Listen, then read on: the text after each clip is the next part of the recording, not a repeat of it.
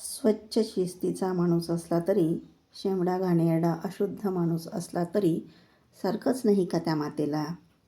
पण हे माहीत न होता अज्ञानीच्या अहंकाराला योग्य औषध द्यायला पाहिजे, असं सिद्धारूढ स्वतःशीच म्हणाले.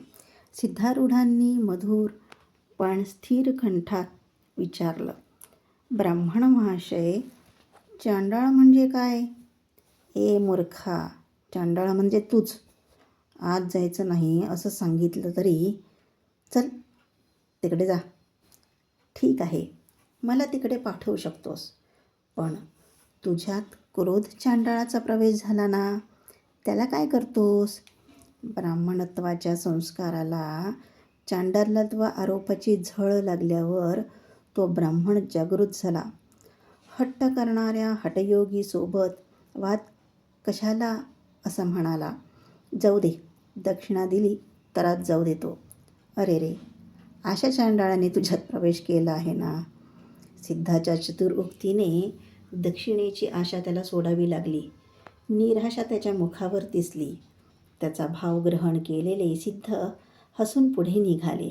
पहा, सगळं एक झालेले चांडाळ तुझ्यात प्रवेश झाला ना.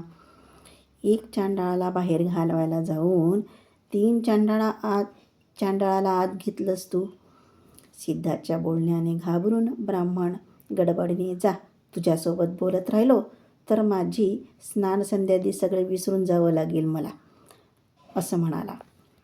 पहा, आता कर्मभ्रष्ट चांडाळाने प्रवेश केला. उडणाऱ्या ठिणगीसारखे पटापट बोलणाऱ्या सिद्धाच्या बोलण्याने त्या ब्राह्मणाच्या हृदयात ज्ञानाची ठिणगी पडली. संस्कारयुक्त तो अनुतापयुक्त झाला. स्वामी, महाअपराध झाला. तुमची योग्यता न समजता अपमान केला, क्षमा करा, असं म्हणून त्याने देह, जाती, नीती, भाव विसरून सिद्धारूढांच्या चरणावर नमस्कार केला. बाबा, बाहेर चांडालत्व असू दे, पण आत दुष्ट गुण असलेल्या चांडाळाला येऊ देऊ नकोस. त्या चांडाळाने खरी अशुद्धता माहीत होते. सिद्धाचा उपदेश त्या ब्राह्मणावर गाढ परिणामकारी झाली. ओ, किती सत्य गोष्ट. सगळ्या वेळेत, सगळ्या देशात, सगळ्या परिस्थितीत अन्वय खुणारी ही गोष्ट ही. तो ब्राह्मण घरच्या रस्त्याने निघाला. आरूढ देवीकडे जायला निघाले. देवी मीनाक्षीच्या डोळ्यात त्यांना ब्रह्मांडच दिसल्यासारखं झालं. देवीचे दर्शन घेऊन नदीकाठी आले. मनमोहक वाटणाऱ्या त्या परिसरात स्वस्थ होऊन बसले. देहभान हरपून जाऊन एकाग्रता वाढली. ब्राह्मण घरी गेला तरी सिद्धारूढांच्या त्या गोष्टी त्याच्या कानात घुमत होत्या. त्या महात्म्याने सांगितलेलं सत्य मी आज खरंच 4 चांडाळांना आत घेतल्यासारखं झालं. हे पापच नाही का? सूतकच नाही काय? याला काय उपाय? त्याच महात्म्याला घरी घेऊन येऊन पूजा करून प्रसाद द्यायला पाहिजे. तो तृप्त झाल्यानंतरच मला समाधान, असा विचार करून त्याला हुडकत नदीकाठी आला. ज्ञानमग्न झालेल्या त्यांना पाहून त्यापासून थोडं दूर जाऊन बसला. खूप वेळानंतर सिद्धारूढांनी डोळे उघडल्यावर आपल्या मनातील इच्छा ब्राह्मणाने व्यक्त केली. सिद्धांनी स्नेहमय कंठाने सांगितलं, बाबा, अशा तळपत्या उन्हात मला चालत घेऊन जाऊन जेवण घातलं तर थोडं पुण्य मिळेल, पण तेच जेवण इथं आणून दिलं तर तुला महत्पुण्य प्राप्त होईल, नाही का? महत्पुण्य कोणाला नको. ब्राह्मण घराकडे निघाला. घडलेली सर्व घटना बायकोला सांगून जेवण घेऊन सिद्धांसमोर ठेवून स्वीकार करा असं म्हणून तिथेच बसला. कितीतरी दिवसांचा उपवास होता तरी आतुरता नाही, पाहिजे नको दोन्हीही नाही. निश्चिंत होऊन जेवत असलेल्या सिद्धांच्या मुखावर तो ब्राह्मण रोज करत असलेल्या मधुरा मीनाक्षीच्या देवीचं मुखच दिसल्यासारखं त्या ब्राह्मणाने पाहिलं. त्यांनी जेवल्यापेक्षाही आपण त्यांना दिलेलं समाधान ब्राह्मणाला अधिक झालं. ब्राह्मणाने आज्ञा घेऊन पुन्हा हात जोडून पूर्ण पुण्याचे फळ घेऊन तो सावकाश घराकडे गेला. विश्रांतीनंतर सिद्ध पुढे चालू लागले. रामेश्वराला जाऊन तेथे 1-2 दिवस राहून तिरुनेलवेलीला स्वामींचं दर्शन, तोताद्रीला नारायण मूर्तीचं दर्शन, तिरुकरानला लंचीनारायणाचं दर्शन घेऊन तिथे काही दिवस थांबले. सूर्य उगवल्यावर माहीत होत नाही का, तसं तिरुकरान देवालयात एक ब्रह्मज्ञानी वास्तव्य करतो हे संपूर्ण गावात माहीत झालं. चिंतामणी आश्रमात असताना महात्म्याला पाहायला आतुरतेने काही लोक आले होते, तर त्यांचा आशीर्वाद घेण्यासाठी अनेक लोक आले. अजून काही त्यांच्यासोबत वाद करून ब्रह्मज्ञानी आहे की नाही ही परीक्षा करायला आले. काही साधक, काही मुमुक्षू त्यांचे संशय निवारण करून घेण्यास आले. आलेले लोक खाली हातांनी आले नाहीत. दूध आणलं, फळं आणली, कडबू, पुरणपोळ्या आणल्या, दक्षिणा आणली, आणलेल्याची राशी झाली, खाल्लेलं थोडं, आणलेली दक्षिणा सर्व गरिबांना वाटून टाकली. आरूढांची ही निस्पृह वृत्ती पाहून लोकांची भक्ती अजून जास्तच वाढली.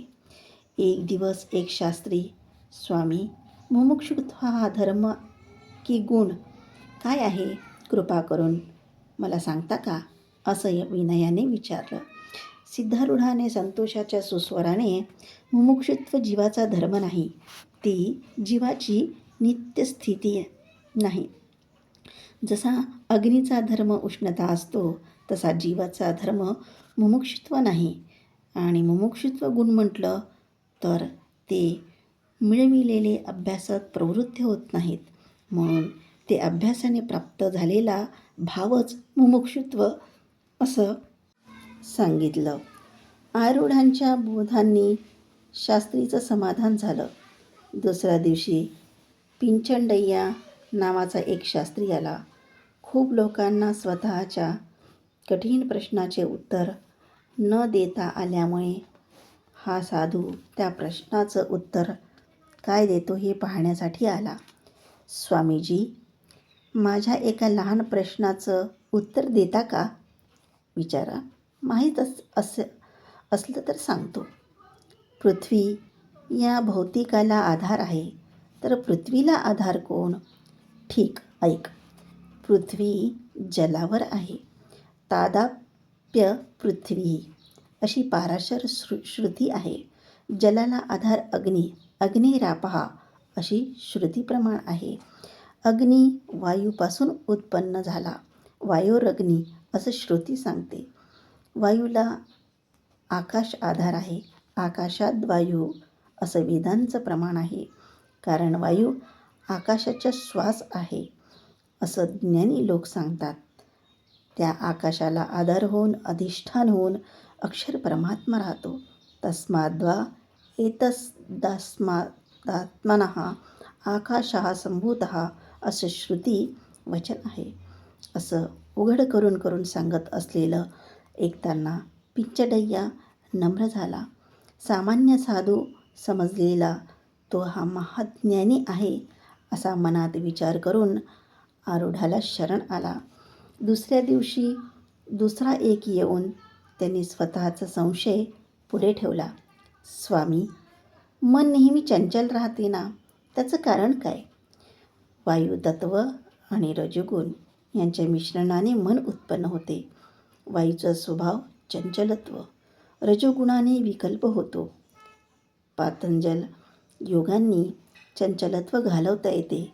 विकल्प हे सद्गुरूच्या उपदेशाने, नित्यानत्य विवेकाने, आत्मानात्म विचाराने दूर करायला पाहिजे असं सिद्धांनी विवरण केल्यानंतर समाधान झालं. एक दिवस रामभट्ट नावाची एक व्यक्ती आली. त्याच्या मनात खूप दिवसांपासून असलेला संदेह त्यांनी सिद्धारूढांना विचारला. स्वामी, हा प्रपंच कोणत्या प्रकाशाने भासमान होतो? दुपारी सूर्याने, रात्री दिवा, नक्षत्र, चंद्राने भासमान होतो. परंतु हे कशाने भासमान होते ते तुम्ही सांगू शकाल? सांगतो, ऐक.